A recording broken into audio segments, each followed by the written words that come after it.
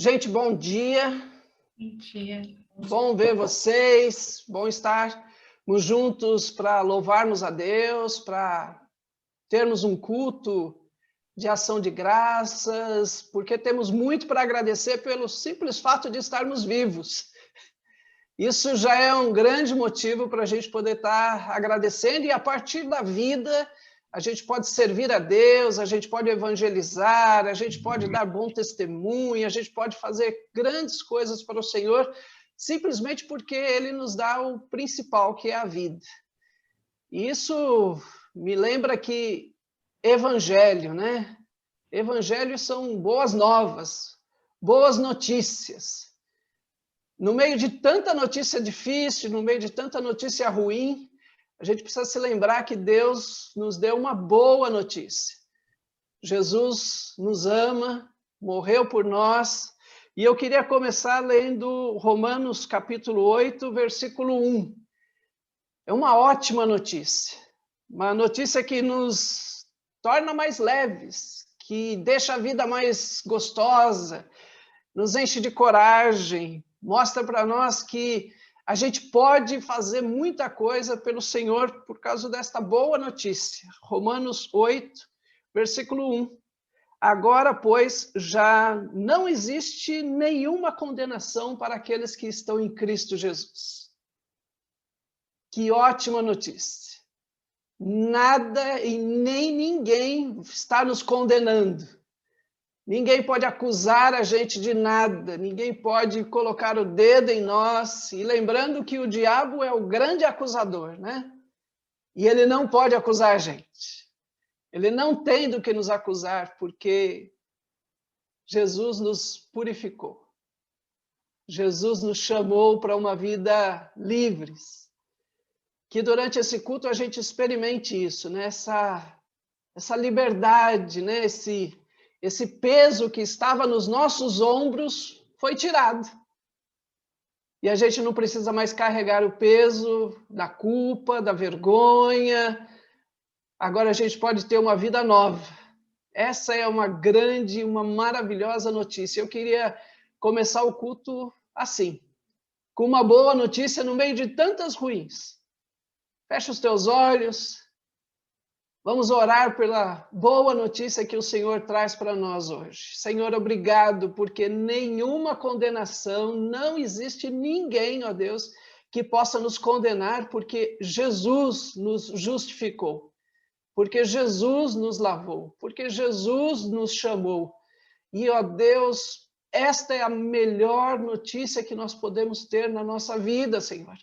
Podemos andar agora de cabeça erguida, podemos olhar, Senhor, para o céu e ver que a nossa esperança, a nossa alegria vem de Jesus. Ó Deus, tem tanta pessoa com notícias ruins, passando por momentos difíceis, e nós, ó Deus, oramos por elas, Senhor, nós clamamos por elas, Senhor. Ó Deus, chega com a tua boa notícia na vida dessas pessoas. Leva, Senhor, para elas a boa notícia de que Jesus nos ama. Jesus ama eles, apesar dos momentos difíceis. E como é bom, no momento difícil, termos Jesus ao nosso lado. Agora, Senhor, durante este culto, que a boa notícia chegue aos nossos familiares, Senhor, chegue aos nossos pais, aos nossos filhos, chegue, Senhor, sobre as pessoas que nós amamos. Não queremos a alegria apenas para nós, queremos que a alegria chegue a todas as pessoas através de Cristo Jesus, que é a nossa grande alegria, Pai. Obrigado a Deus, no nome de Jesus Cristo. Amém, Senhor. Amém. Glória a Deus, porque o Senhor tem boa notícia para nós. Nós vamos louvar a Deus. Kátia? Bom dia, pessoal. Eu tinha perguntado para o Williams o tema da mensagem, que a gente sempre procura linkar o louvor com a mensagem, mas eu falei para ele que ele não me ajudou. Então, eu peço desculpas, porque talvez não tenha muito a ver com o tema dele, mas, enfim, como diz o Carmo, falar de Jesus, falar de Deus, tá tudo certo, né, Carmo? Eu queria começar esse momento de louvor com essa música que ele fala que é vida que nasce da morte, é vida que traz o perdão e é muito mais que uma religião. Isso, na verdade, para a gente é a nossa síntese, né? Que é uma vida que nasce no meio da morte, né? E é muito mais do que igreja, é muito mais do que religião, é o prazer de nós estarmos em plena pandemia reunidos como família num domingo de manhã, né? É muito bom, nós não temos mais aquele contato de nós nos encontrarmos, mas só de vê-los, né, já é uma grande alegria. Só de ver os pais da Marisa aí, né, sentadinhos no sofá, a gente já fica muito feliz, né? Então, a vida que Cristo oferece.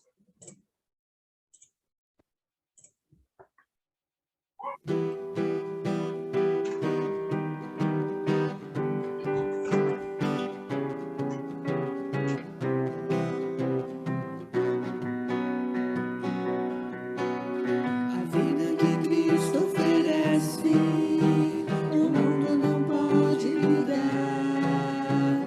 É vida em seu coração. É vida perfeita em amor. É vida aos pés do Senhor. É vida de Deus em você. É vida que nasce da morte, é vida que traz o perdão. É muito mais que uma religião, é Cristo vivendo em você. A vida que Cristo oferece, o mundo não pode lhe dar. É vida em seu coração.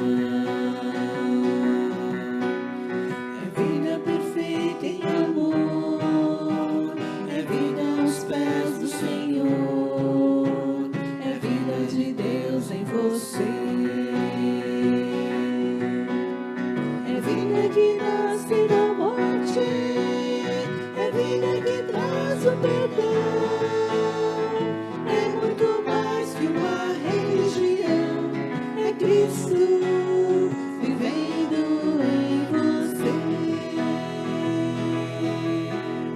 É vida que nasce da morte.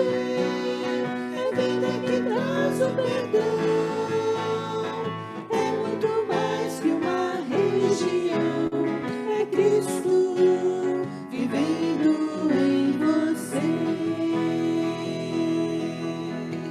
É Cristo vivendo em você.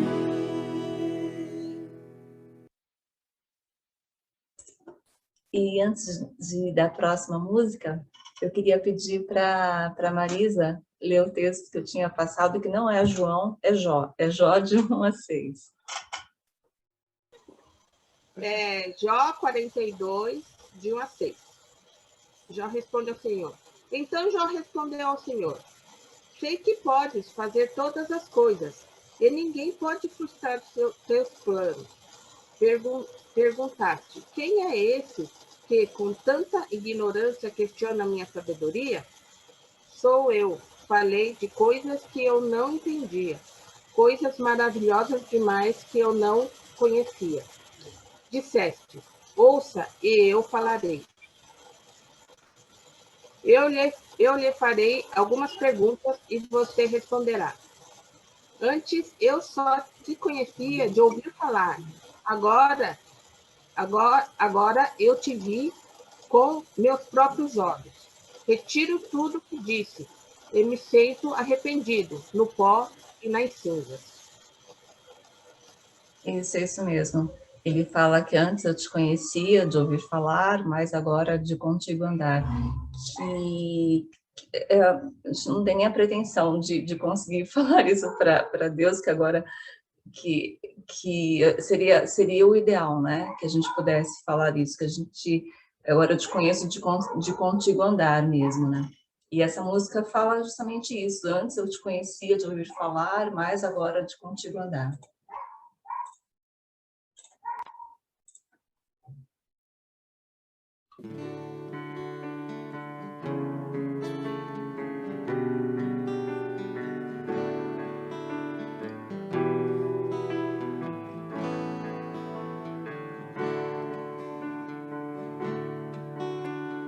Antes eu te conhecia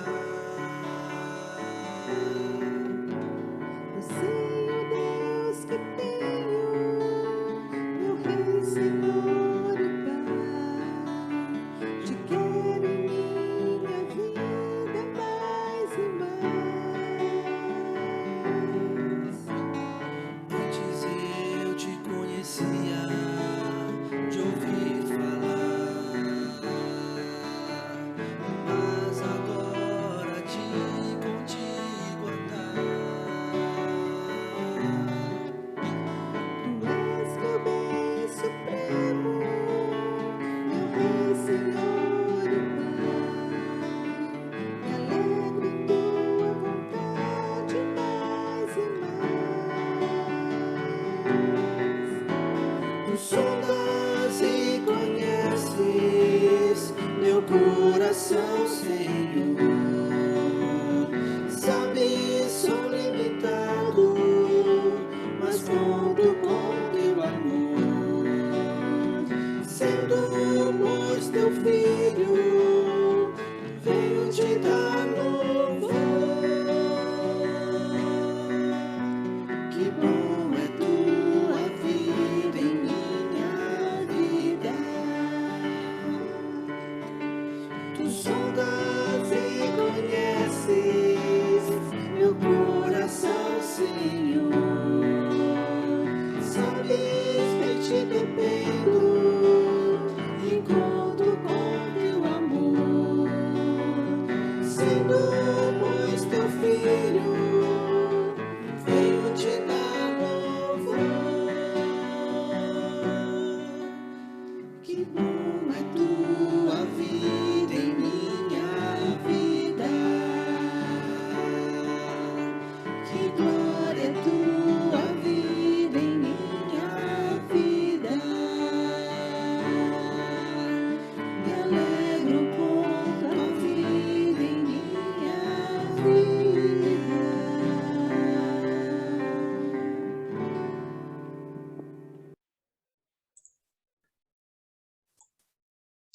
Amém. Yumi, você pode agradecer por esse momento de louvor para a gente? Senhor Deus, muito obrigada por esse tempo, obrigada por cada pessoa que está aqui e obrigada também porque o Senhor está aqui com a gente, Pai. Que o Senhor esteja abençoando a palavra agora e cuide dos nossos corações, que a gente possa receber a palavra e fale com a gente mesmo, Senhor, que a gente possa estar aberto para isso. Em nome de Jesus, amém. Williams? Bom dia, para quem eu não falei bom dia ainda. Vocês estão me ouvindo bem, né?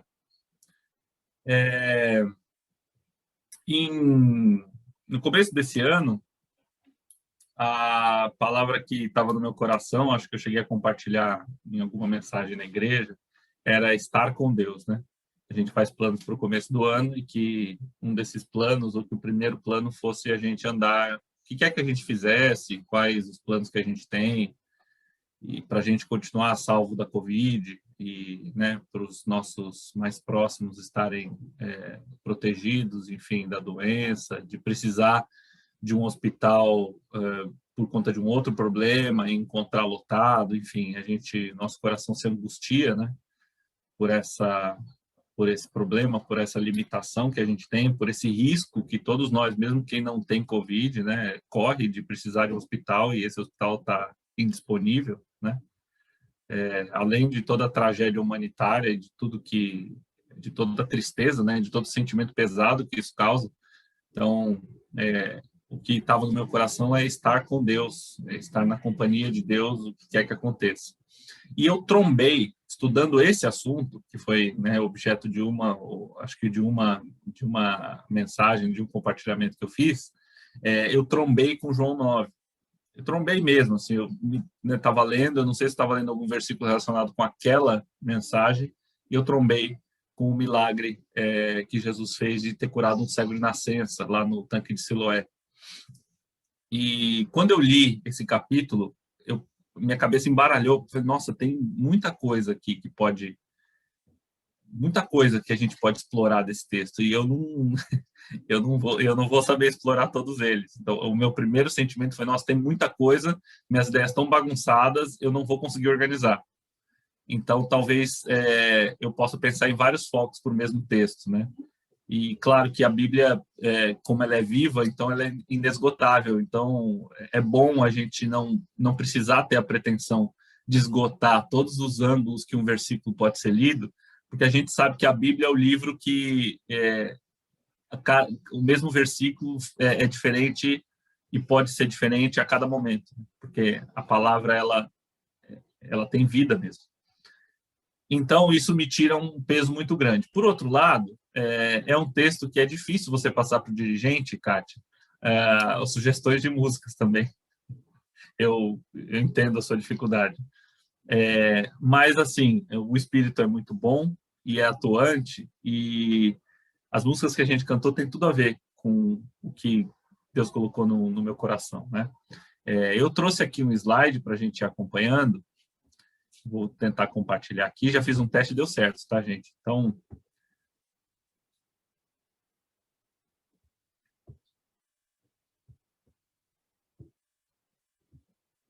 espera aí.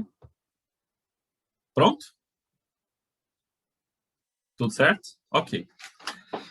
Então, é João 9, né? O texto que eu queria compartilhar com vocês. Dia 21 de fevereiro foi a primeira vez que eu compartilhei esse texto. Então, a gente leu o capítulo inteiro juntos. E o culto ainda estava, se eu não me engano, estava gravado. A gente ainda não estava fazendo no Zoom em fevereiro. Então, eu li, né, o capítulo 9 inteiro. Eu não queria repetir, lê-lo todo, mas a gente vai acabar lendo uma boa parte desses versículos. Eu coloquei aqui no slide para a gente acompanhar. Então, a primeira... Bom, vamos lá. Vou ler. E era sábado.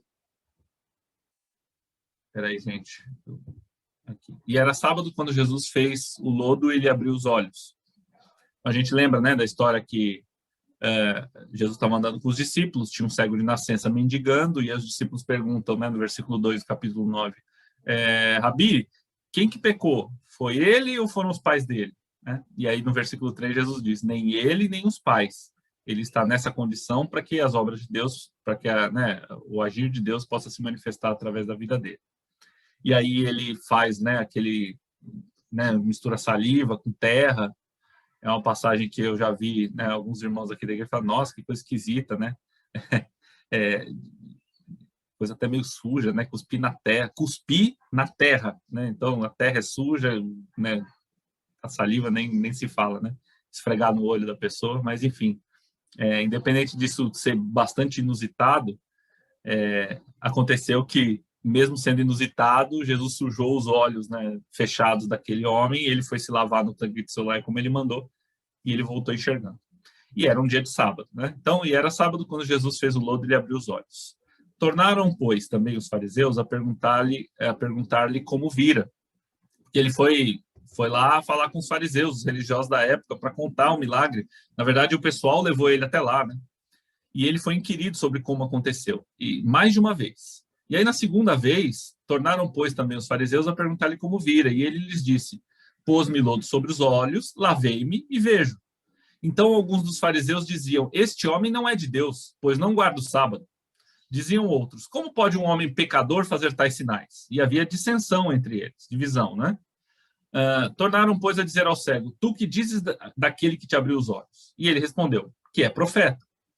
Uns versículos para frente. Os judeus, porém, não creram que ele tivesse sido cego e que agora visse, enquanto não chamaram os pais do que via agora. Então, isso está muito estranho. Chama os pais dele, porque os pais sabem se ele foi cego mesmo ou não, desde nascença, podem esclarecer melhor essa situação.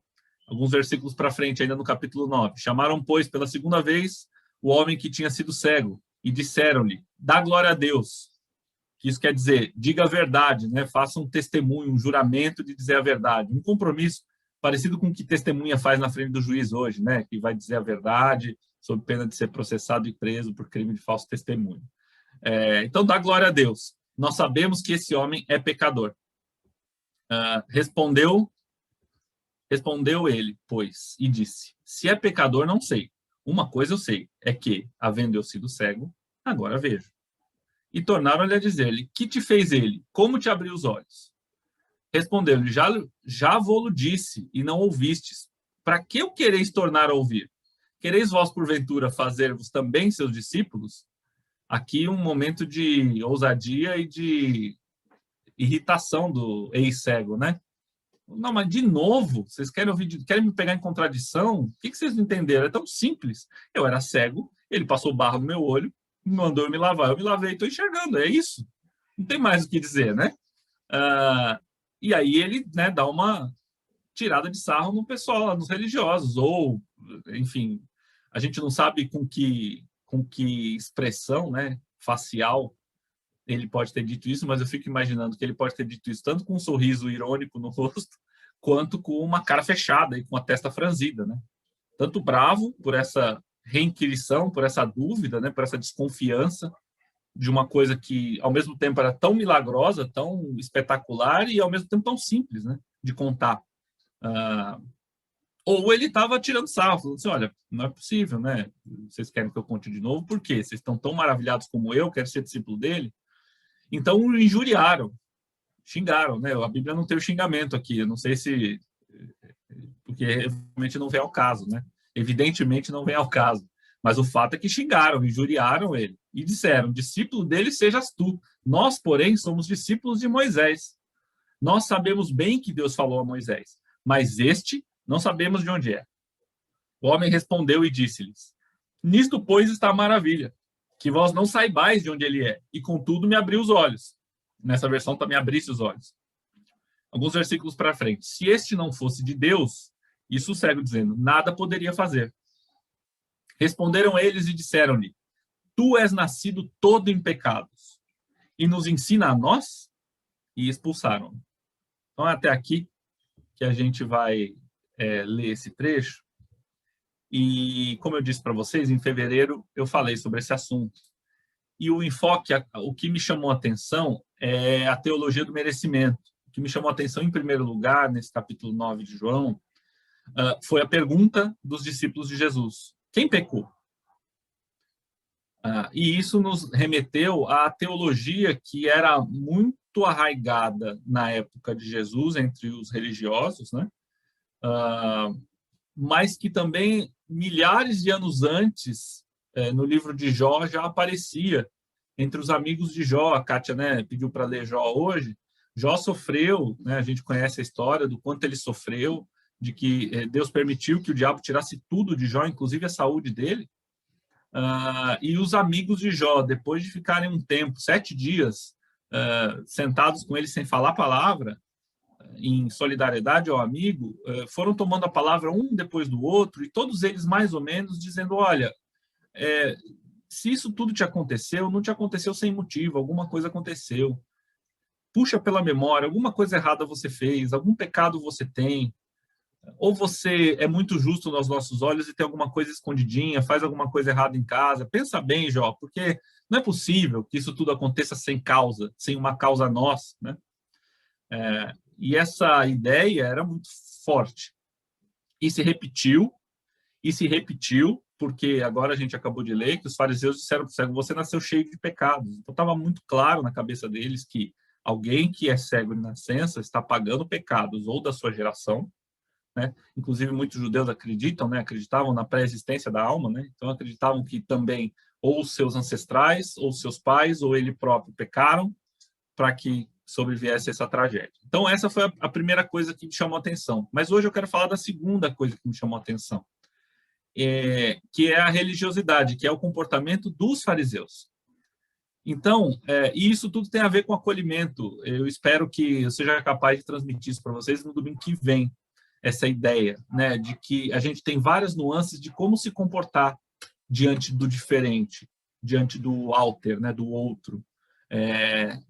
E essa é a primeira parte. Então, Kátia, era difícil mesmo escolher músicas para hoje, porque hoje é meio down, vamos dizer assim.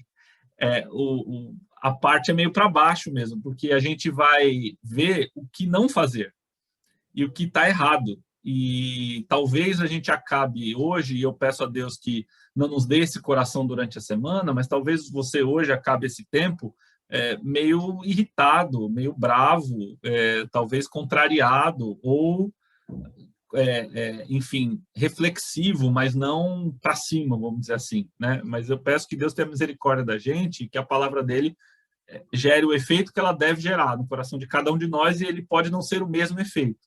Mas, enfim, vamos adiante, né? A ideia agora é focar, e eu destaquei em vermelho, enquanto a gente foi lendo os trechos, aquilo que os religiosos da época, como eles receberam esse milagre e como eles reagiram diante dessa situação. Então, é isso, é falar de religiosidade, no mau sentido da palavra. Primeira coisa que eles falaram, estava tudo em vermelho ali que eu fui destacando, agora a gente vai falar, né, de cada uma dessas frases. A primeira é, este homem não é de Deus, pois não guarda o sábado. A tradição é mais importante. O coração duro feito pedra.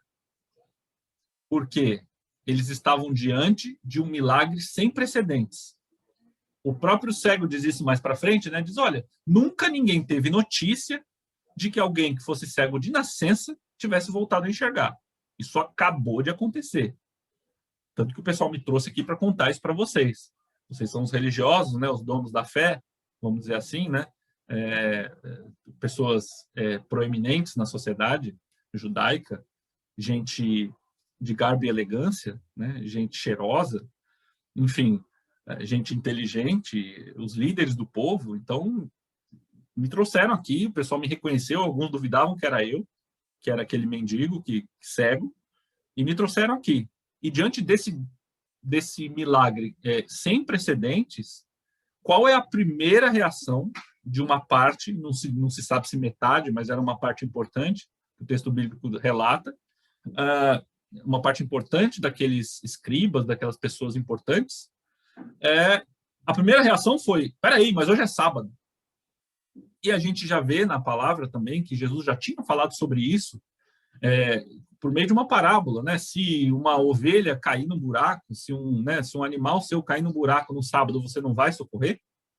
Vai deixar ele lá até você poder fazer alguma coisa até o dia seguinte?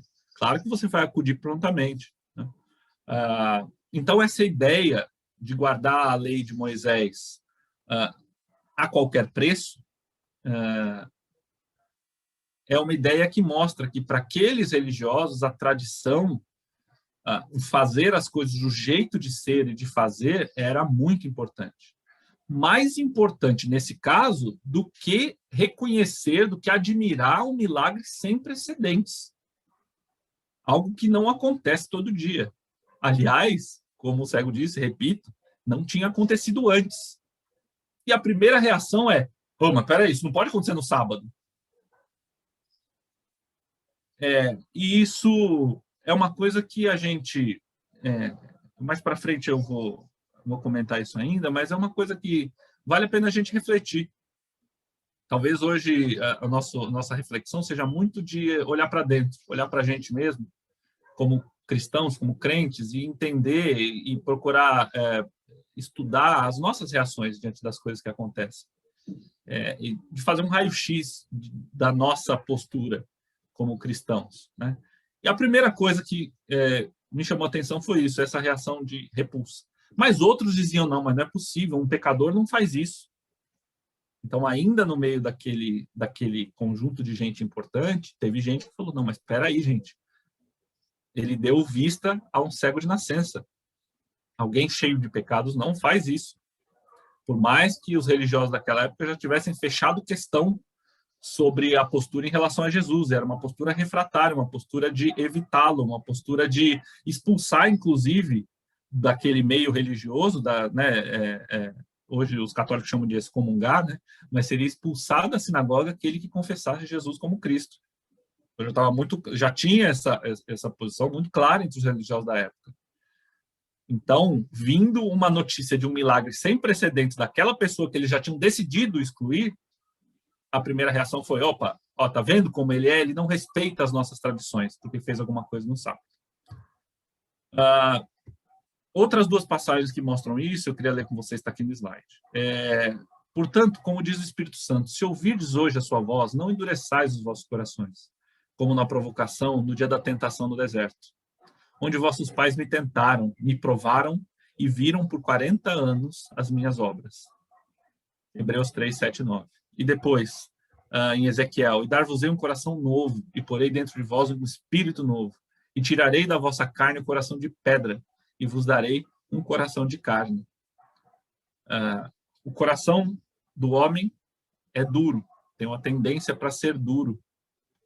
A palavra de Deus sobre o autor de Hebreus, falando sobre os judeus, já tinha dito, olha, vocês tentaram a Deus e provaram a Deus no deserto, porque vocês duvidaram. E foi uma situação mais ou menos parecida, guardadas as proporções. Moisés, a quem os escribas na época de Jesus diziam que seguiam, que eram discípulos de Moisés, que queriam guardar rigidamente a lei mosaica, de guardar o sábado, portanto, né? a quem eles exaltavam como pai dos judeus, ele tinha acabado de tirar o povo do deserto, do cativeiro, e na fuga eles começaram a reclamar. E o autor de Hebreus ressalta isso, diz, olha, vocês tiveram um coração duro, não endureçam seus corações. Tinha acabado de acontecer um milagre, uma libertação sem precedentes. Depois de anos de cativeiro, vocês foram libertos. E viram o mar se abrir. E mesmo assim, depois, vocês sentiram falta de comer frango, de comer carne, de comer... Enfim, né? Vocês reclamaram de água, reclamaram e tinham uma nuvem em cima de vocês de dia, uma coluna de fogo de noite. Isso não era suficiente. De fato, nós temos um coração que, mesmo diante de grandes milagres, tende a se endurecer. A segunda coisa que me chamou a atenção é na segunda inquirição deles para o cego, né? Chamaram ele de novo, depois de ouvir os pais dele, e disseram, jura, vai dizer a verdade, dá glória a Deus. Nós sabemos que esse homem é pecador. O desejo de enquadrar quem está fora do padrão. Esse versículo, essa frase, me parece que as pessoas religiosas, e eu olho para mim mesmo, e eu te convido a fazer isso também, para a gente olhar com humildade para dentro da gente e para o nosso modo de fazer as coisas. Será que o proselitismo, a nossa missão de pregar o evangelho para todo mundo, em todo lugar, não foi distorcida por nós para ser um enquadramento em massa de pessoas no nosso estilo de vida? Percebe? Será que nós pré-julgamos quem não é crente, ou quem não recebeu Jesus, ou quem está fora da igreja, ou quem se afastou, como uma pessoa pior do que nós? Porque ele não tem os costumes que a gente tem, porque não tem o jeito de vida que a gente tem, não gosta das coisas que a gente gosta, ou não faz as coisas do jeito que a gente faz, que a gente acha que é correto fazer? Os judeus tinham uma visão já clara e formada sobre Jesus naquele momento. Ele era pecador, ele não podia ser vindo de Deus, porque ele faz coisas aqui que são estranhas para nós, firmados que nós estamos na tradição, né? E a gente vai ler mais para frente aquele caminhão de regras, de coisas pesadas demais para suportar. Será que nós, como cristãos, não transformamos a nossa fé numa coisa pesada demais de carregar? Num complexo de regras complicadas e de versículos e de um jeito de falar que ninguém consegue acessar? E só do jeito de você se expressar. Eu não sei se vocês viram isso, mas eu já vi alguns evangélicos assim no dia a dia. E você sabe que a pessoa é crente pelo jeito que ela fala. Né? Ela bota um amém no final da frase para qualquer coisa. Que? Sei lá, numa audiência. Isso eu estou dando um exemplo, isso não aconteceu na prática, mas eu fico imaginando, é a mesma coisa que o juiz, no final de uma audiência minha, falar assim, olha, eu vou então dar um prazo aqui para você juntar no documento 5 dias, amém? Eu ia achar esquisito, né? Numa audiência isso aconteceu, eu ia achar bem estranho. Mas o fato é que a gente acaba criando, por costume ou por tradição, um jeito de ser.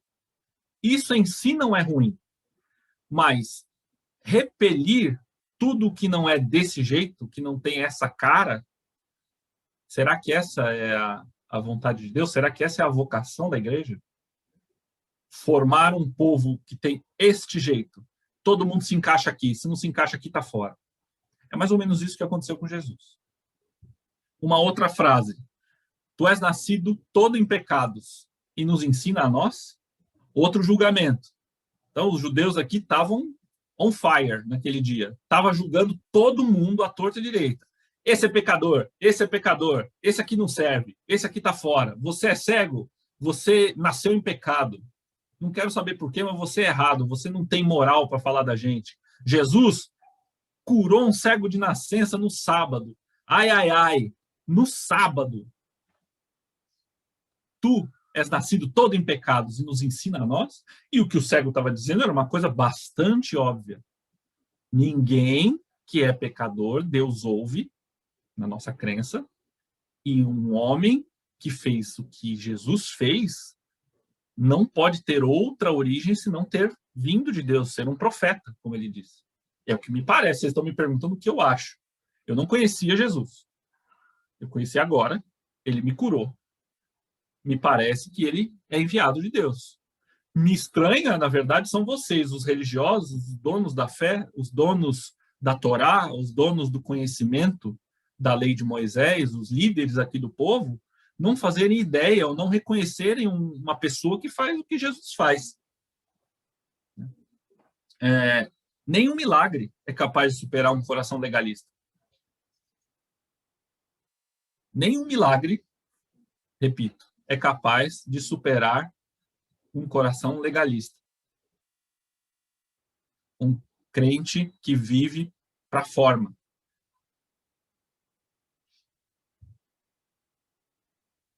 Sobre julgamento. A Bíblia diz em Mateus 7, 1-3 e o versículo 5, não julgueis para não sejais julgados, porque com o juízo com que julgardes, sereis julgados. E com a medida com que tiverdes medido, vos hão de medir a vós. E por que reparas tu no argueiro, na trave, né, que está no olho do teu irmão, e não vês a trave que está no teu olho? Hipócrita, tira primeiro a trave do teu olho, e então cuidarás em tirar o argueiro do olho do teu irmão. Mateus 7, né, 1, 3 e 5. Depois, em Lucas, digo-vos que este desceu justificado para a sua casa, e não aquele. Porque qualquer que a si mesmo se exalta será humilhado, e aquele que a si mesmo se humilha será exaltado. Esse segundo versículo é no contexto do fariseu e do publicano, que estão orando, e que um bate no peito e está torcido, né, envergonhado, arrependido, pedindo perdão, e aí tem o religioso dizendo tudo quanto ele é religioso, quanto ele é bom, que ele dá o dízimo de tudo, porque ele é bom. Eu não sou como aquele cara, aquele pobre coitado. Deus, obrigado, porque eu sou lindo. E essa humanidade é feia e suja. Obrigado, Senhor, porque eu sou crente, porque eu conheço a Bíblia de cor, porque eu sou do concílio, porque eu vou nas reuniões, né, Pastor Carmo, né, Esther, Mário, porque eu conheço as pessoas do concílio, porque eu conheço o bispo sabe o meu nome. Obrigado, Senhor, porque eu sou abençoado por ser uma pessoa tão eminente, tão importante, e não ser sujo e pecador como essa gente que aparece no Big Brother. Com o mesmo rigor que a gente julgar as pessoas, nós também vamos ser julgados. E, para encerrar a nossa reflexão de hoje, eu falei para vocês, eu peço desculpas, não ia ser leve, não poderia ser leve, porque, enfim, apontar as coisas, o que tem de errado, né? O que pode ter de errado na nossa conduta. Discípulos de quem? Né?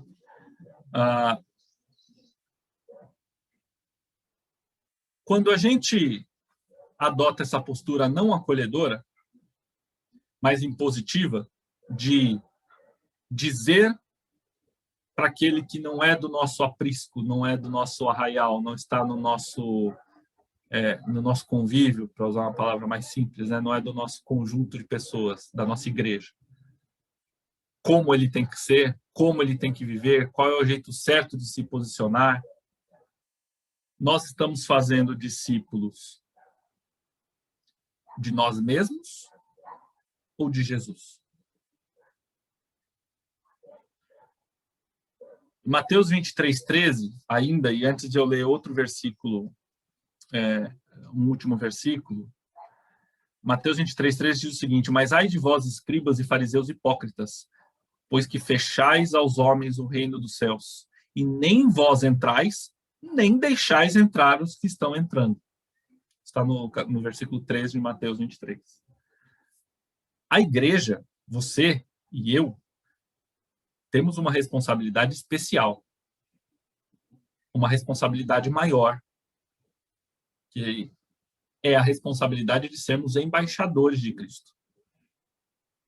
Nós temos um encargo, sendo igreja, de acolher o mundo, de ser sal e luz, e de mostrar o caminho dos céus para aqueles que não enxergaram, ou para aqueles que até hoje o rejeitaram, ou para aqueles que vivem uma vida afastada do caminho que nós cremos, a palavra de Deus nos aponta. Eu sou o caminho.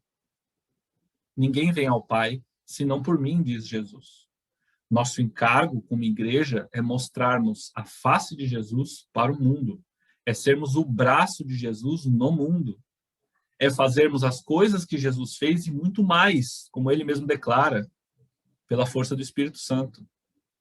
A nossa postura, como Jesus acusou e apontou os fariseus quando esteve aqui na terra, no seu ministério, a nossa postura pode ser muito pior do que a postura de alguém que é ímpio, porque é a postura de alguém que conhece a verdade e que, ao invés de acolher aqueles que vivem sem ela ou longe dela, ao invés de apontar para Jesus, nós julgamos a pessoa, o diferente, porque ele é inferior, porque não tem o nosso estilo de vida, porque não tem o nosso conhecimento, porque não tem a amizade que nós julgamos que temos, acho difícil que a gente tenha, se pensamos assim, mas que a gente julga que tem com Deus.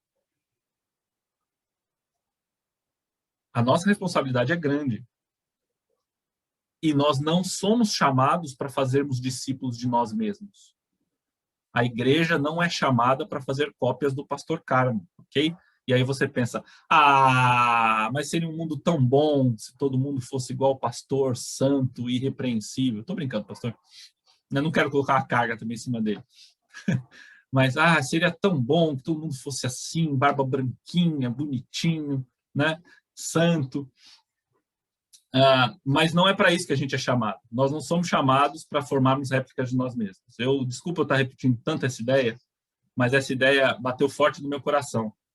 A gente não é chamado para aprender a Bíblia, criar um estilo de vida e amar tanto esse estilo de vida, amar tanto esse jeito de ser, de impor para todo mundo esse mesmo jeito. Porque é isso que Deus quer, que você viva do meu jeito. E a gente não pode, eu vou falar uma coisa aqui porque eu acho necessário, que eu pensei agora de manhã, mas eu quero deixar claro que a gente não está falando de política. Porém, quando nós, cristãos, ou quando um cristão, um discípulo de Jesus, apoia qualquer lei, por exemplo, que imponha para outrem o seu estilo de vida, será que nós não estamos sendo assim também? E exemplos são vários, né?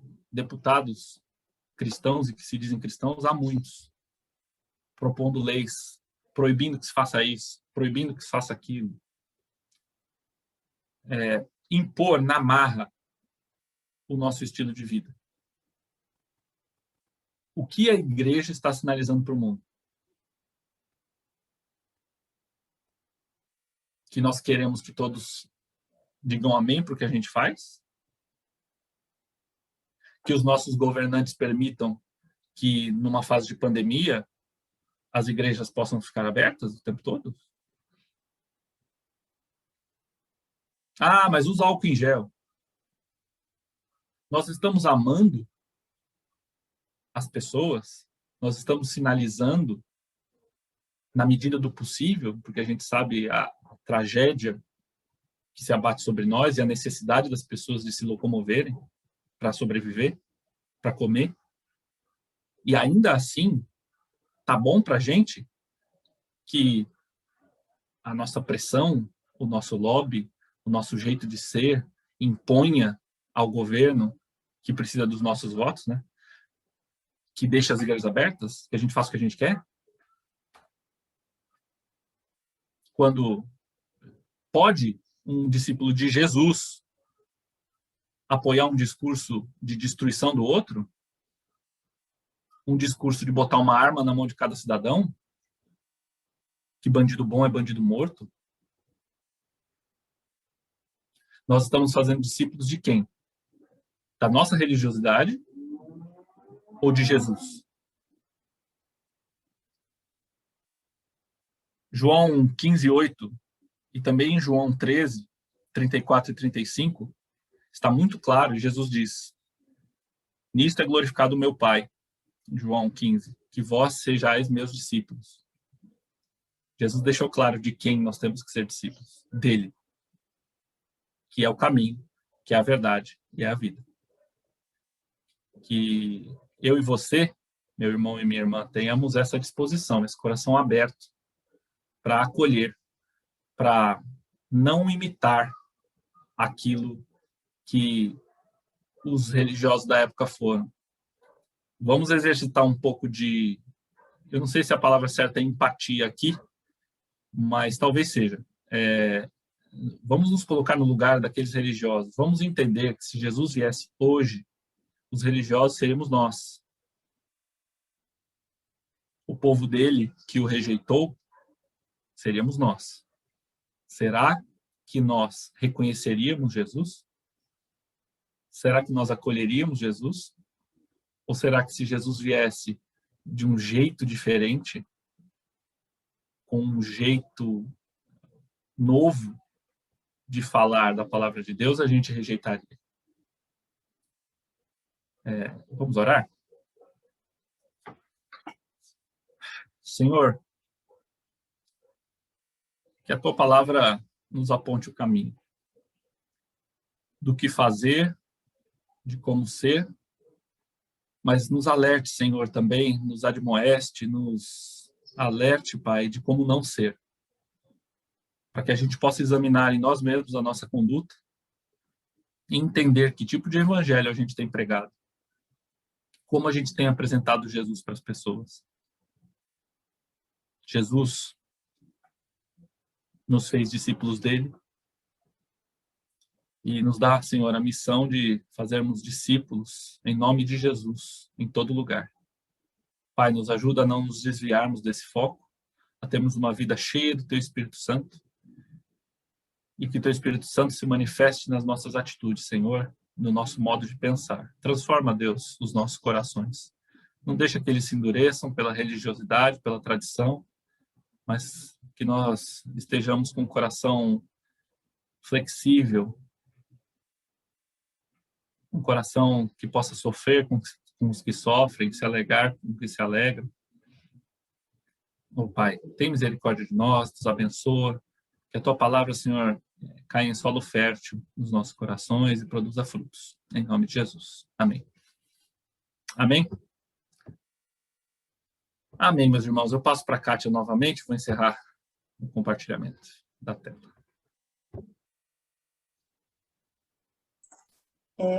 Eu queria terminar esse momento com a última música, Ele Exaltado.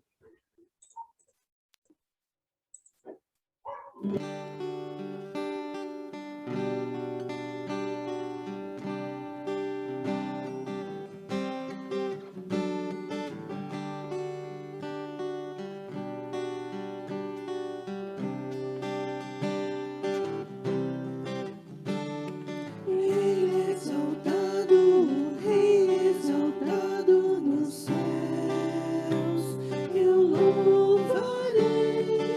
Ele exaltado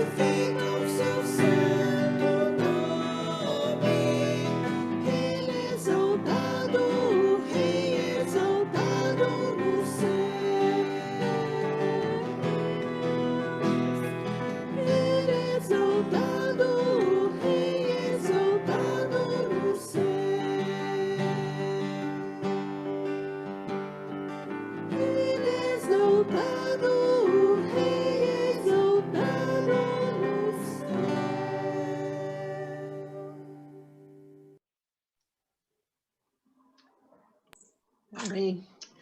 Nós vamos receber a bênção apostólica pela pastora Esther, mas fique conosco, depois nós vamos ter ainda alguns avisos e vamos ter também um momento de agradecimento, pedidos de oração.